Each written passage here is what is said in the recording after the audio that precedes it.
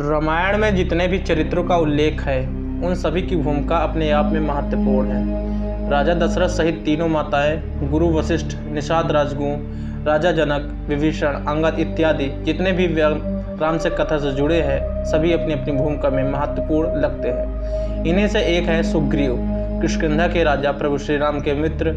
रावण द्वारा सीता हरण के बाद उनकी तलाश के दौरान शृंगमुख पर्वत पर प्रभु श्री राम की सुग्रीव से भेंट होती है। यहीं पर राम को सुग्रीव पर उनके भाई द्वारा बाली द्वारा उनके अत्याचार का पता चलता है। भगवान श्री राम ने सुग्रीव को अपना मित्र मानकर उन्हें बाली से त्रास से मुक्त करवाने का वचन देते हैं।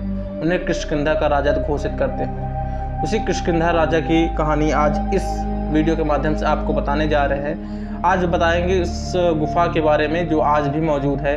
रामायण काल के साक्ष्य आज भी हैं जो उस समय के शिवमुख पर्वत के नाम से मशहूर थे।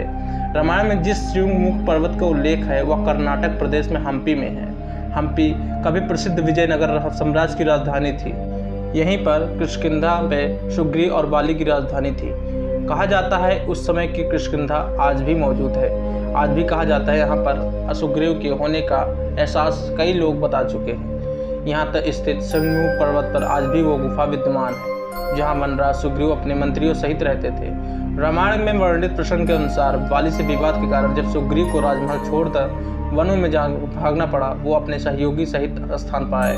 कथा है कि इस शिवमुख पर्वत पर ऋषि मातंग का आश्रम था। ऋषि मातंग ने एक समय अपने आश्रम को अपवित्र करने के कारण बाली को श्राप दिया था। उस श्राप के कारण बाली जैसे ही इस क्षेत्र में प्रवेश करेगा उसकी मृत्यु हो जाएगी। यही कारण था सुग्रीव के छिपने के दृष्टिकोण से यह उनके सबसे बेहतरीन और अच्छी जगह थी। कहा जाता है सुग्रीव जिस गुफा में रहे वो आज एक विग्रह स्थापित है जिसकी पूजा आज भी यहाँ होती है। तुर्कबंदा नदी के तट पर यह बसा है ये क्षेत्र और कहा जाता है बहुत ही ज़्यादा दृष्टि से और मनोरम है। यहाँ भी एक ऐसा प्रतीत होता है जैसे रामायण के कालखंड में आ गए हैं। यहाँ के भौगोलिक प्रदर्शन आज भी अधिक परिवर्तन नहीं आया है। माना जाता है आज भी कई दर्शनार्थी यहाँ पर दूर दूर से यहाँ पर दर्शन करने आते हैं। सुग्रीव और बाली का युद्ध बढ़ता हुआ देख मायावी के हाथों मारे जाने या डर से सुग्रीव ने अपनी गुफा का निर्माण कराया और शिला से बंद कर दिया अपने आप को। वापस किष्किंधा आ गए। वहाँ के वानरों का राजा बना दिया गया। किंतु कुछ समय में बाली वापस आ गए। अनजाने में सुग्रीव को विश्वासघाती मानकर उसका वध करने को उद्यत हुए। तब बाली ने अपने प्राण बचाने के लिए सुग्रीव, हनुमान, जामवंत एवं कुछ अन्य विश्वसनीय मंत्रियों के साथ शिवमुख पर्वत पर चले गए। अब चूंकि बाली श्राप के कारण वहां नहीं जा कर सकते थे, इससे सुग्रीव के प्राण बचे। वे वहां उसी प्रकार काल तक रहे। फिर श्री राम और लक्ष्मण शिवमुख पर्वत पर आए। उसी पर्वत पर हनुमान जी की सहायता से श्री राम और सुग्रीव की मित्रता हुई और श्री राम ने बाली का वध कर सुग्रीव को राज्य दिलवाया। तब जाकर सुग्रीव वापस अपने नगर किष्किंधा लौटे। आज भी ये पर्वत कर्नाटक के राज्य के हम्पी में मौजूद है। किष्किंधा अर्थात किष्किंधा जहाँ बंदरों का राज्य हो उसे आज हम्पी कहते हैं।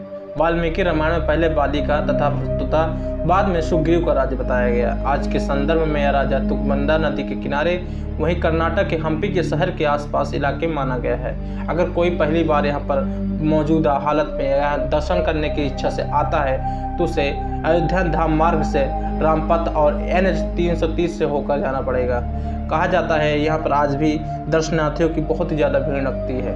यहाँ पर होने वाले कुछ चमत्कार की वजह से लोग आज भी यहाँ पर आते जाते रहते हैं। अगर आप भी कभी जाएं तो अपनी पूरी तैयारी के साथ जाएं, क्योंकि हम्पी में किष्किंधा तक जाने का सबसे अच्छा तरीका हवाई यात्रा ही है जिसमें 4 घंटे 19 मिनट लगते हैं। इसकी लागत 7,500 रुपये है। कुल मिलाकर वैकल्पिक रूप से आप बस ले सकते हैं जिसकी लागत 1700 है और जहां से मैक्सिमम लागत 3300 है। इसमें 12 घंटे 8 मिनट लगते हैं। आप ट्रेन भी बुक कर सकते हैं जिसकी लागत 1400 रुपये है। इस तरह से आप हम्पी के इस किष्किंधा नगरी में घूम सकते हैं। उम्मीद करते हैं आपको ये वीडियो काफ़ी इम्पैक्टफुल लगी होगी और काफ़ी अच्छी लगी होगी।